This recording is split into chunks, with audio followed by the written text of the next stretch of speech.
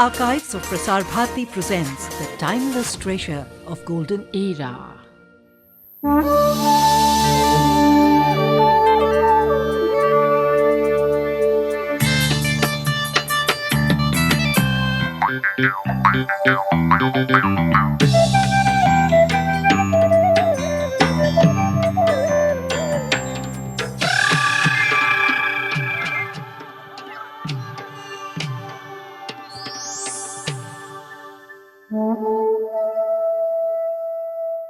It is 10 years now since the signing of the Assam Accord. Yet, one of its major part on the presence of illegal immigrants in the state remains unimplemented. In light of the forthcoming elections, Agenda takes up the issue.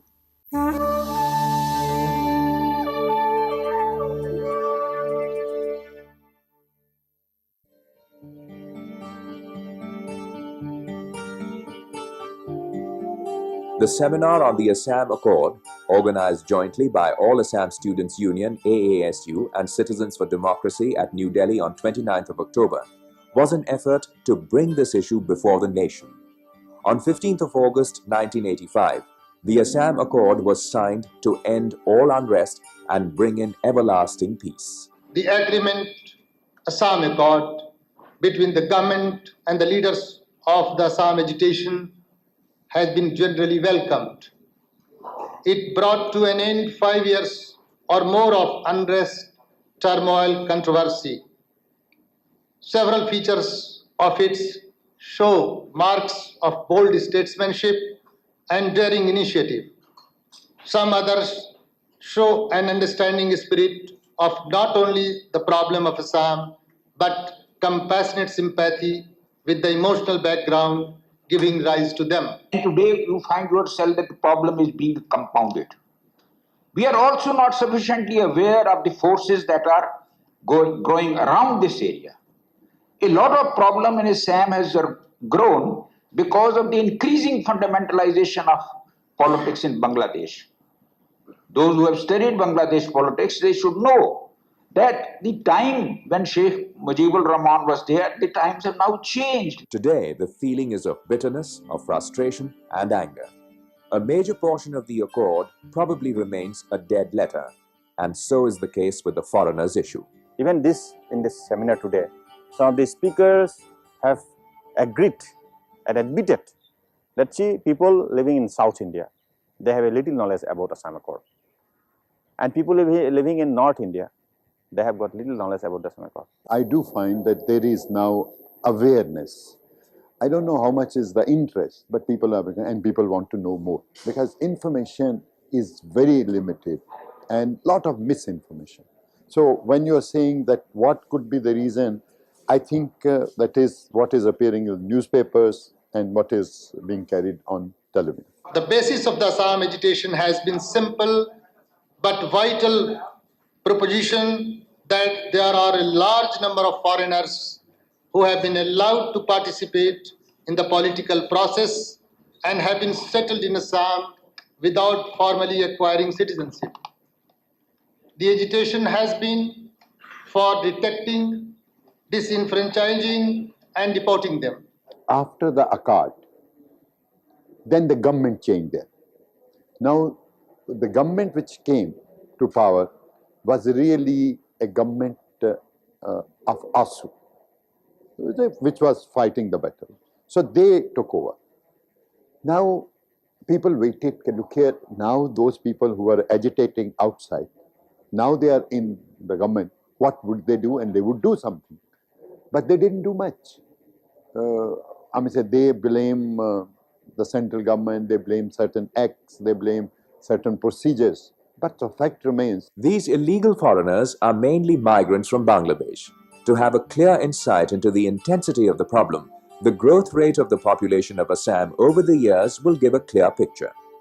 It is 581.35% when compared to 255% for the whole of the country in a span of 100 years. Then how can this wide difference be explained?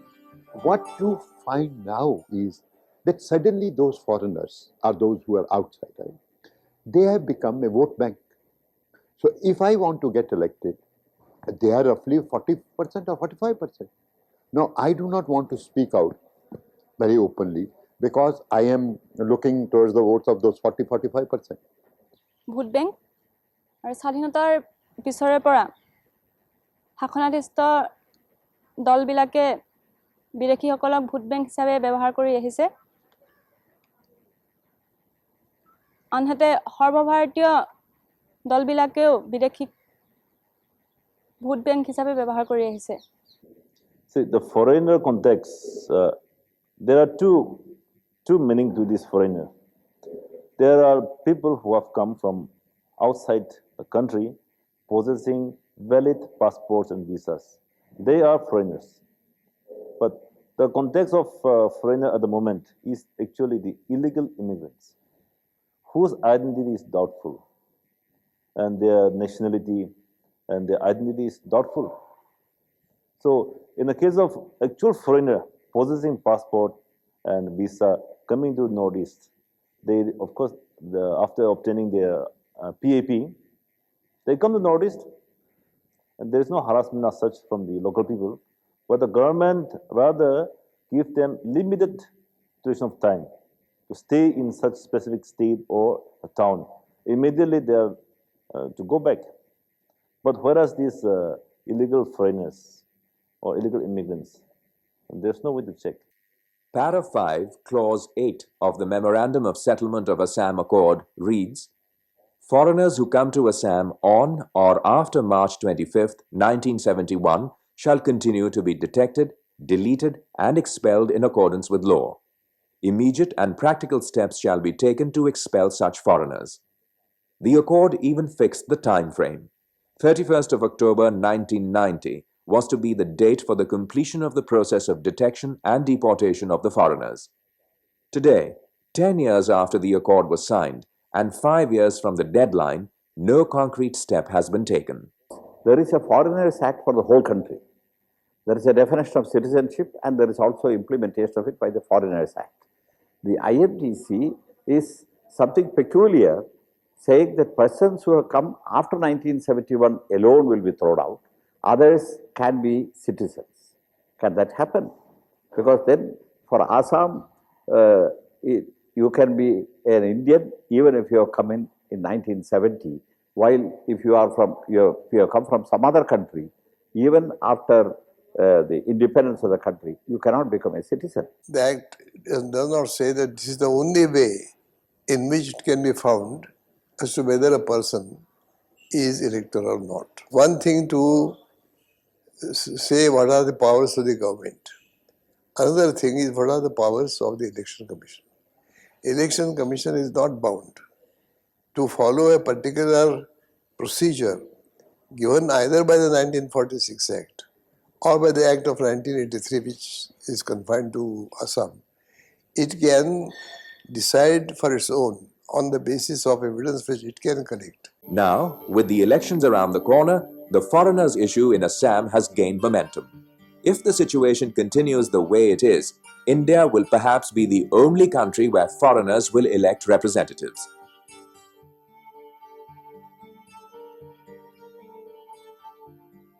The ball is now in the Election Commission's court.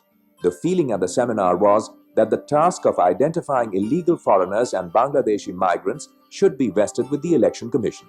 Harvest is a time of great rejoicing all over the country. Accompanied by singing and dancing, it is time for feasting and merrymaking. Canvas captures the many moods of the singing and dancing of the Sema Nagas during the harvest season.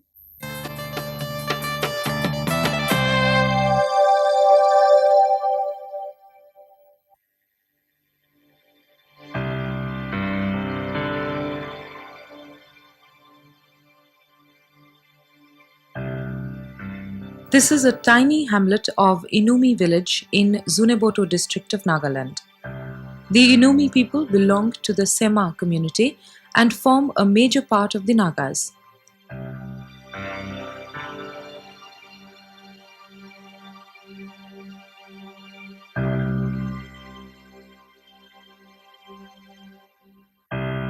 During the earlier days, they were a warrior tribe.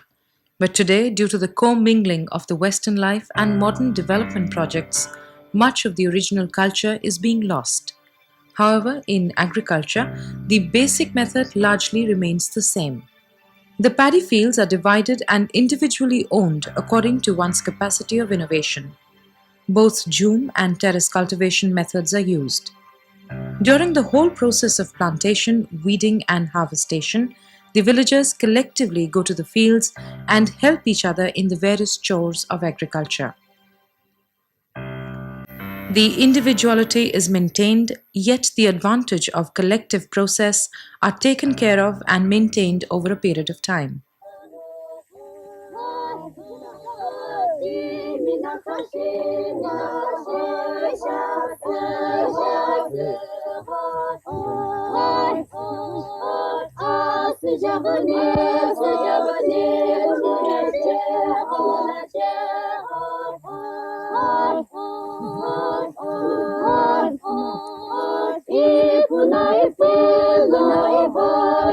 During the monsoons, the main thing done with respect to agriculture is the weeding process. Due to heavy rains and the natural fertility of the soil, the growth of weeds and other grasses among the paddy crop is greatly enhanced. This causes partial retardation to the growth of crops. Thus, weeding is carried out in earnest and at regular intervals during this season.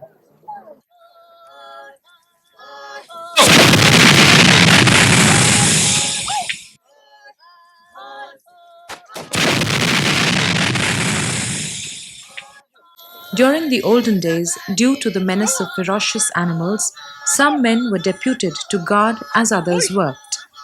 This still continues, but more as a cultural symbol than having a practical purpose.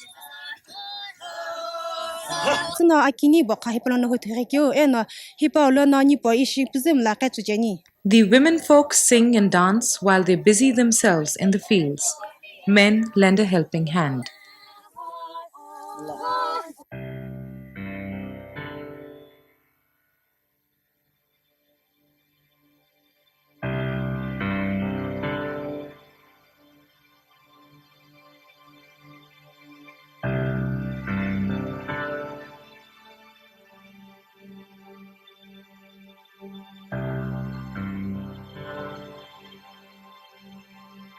The people of this region have effectively used age-old methods and techniques which still gives them good yield. But due to rampant deforestation, the fertility of the soil and its water retention capacity is steadily decreasing.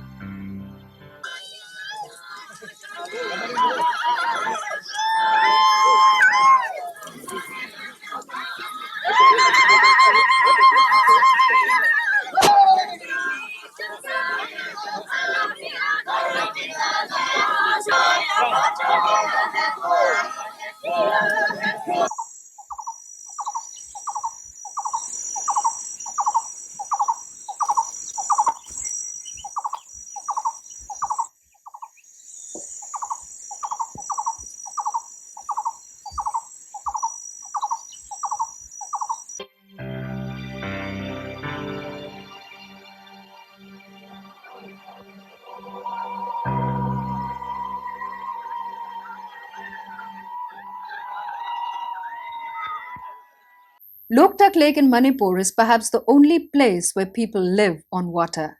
This largest freshwater lake is our destination this week.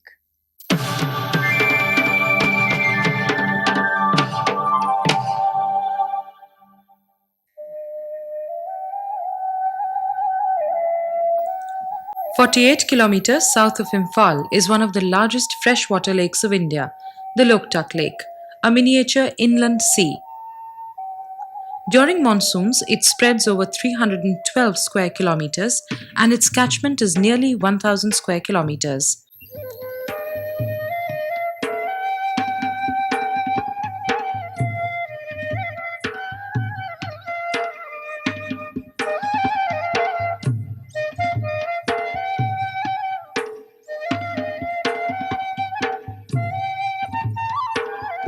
In the lake are islands of floating weeds on which the people have built their huts, nurturing their fragile ecosystem.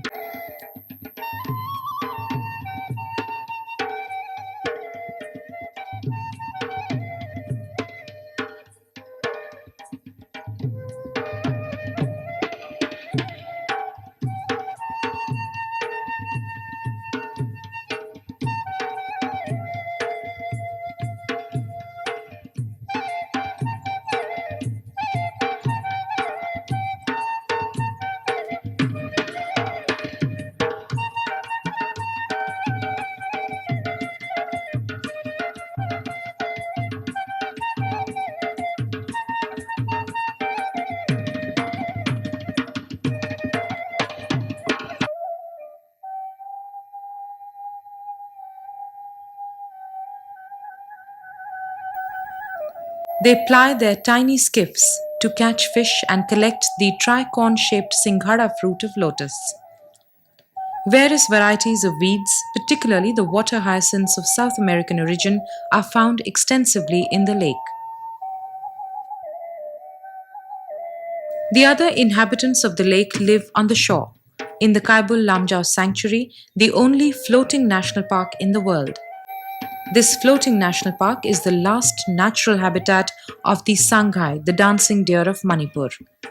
A host of waterfowls and migratory birds can be sighted from November to March. It was once on the banks of this beautiful lake the ancient kingdom of Moirang flourished. 1,000-years-old remnants of the Moirang kingdom, its cultural and religious traditions can still be witnessed here. Moirang is the center of Meitei folk culture, where every summer a colorful dance is performed in honor of the presiding pre-Hindu deity Thangijing.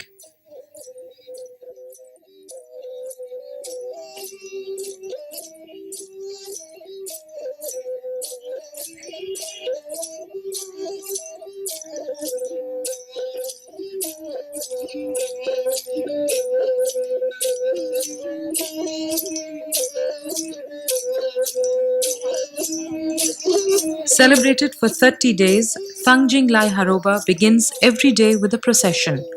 First, the deities, the wives of the courtiers, arrive. The courtiers in their traditional gear reminds one of the legends of war and chivalry. The head deity and his consort arrive with great pomp and show. He is not the hereditary king but elected each year.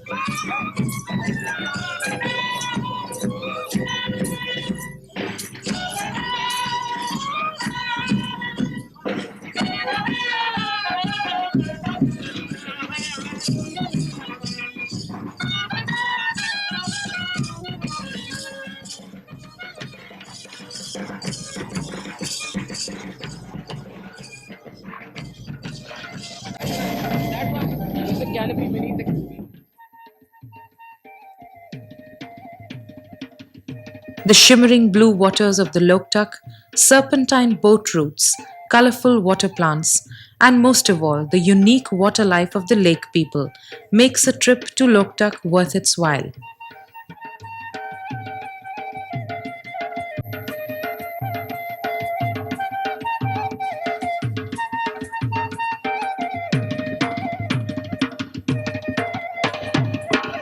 Destination information, Loktak Lake. Road link. Loktak Lake is 48 kilometers south of Imphal. Tourist taxis and buses are available from Imphal. Rail. Nearest railhead is Dimapur, 215 kilometers from Imphal. Air. Nearest airport is Imphal. Hotels.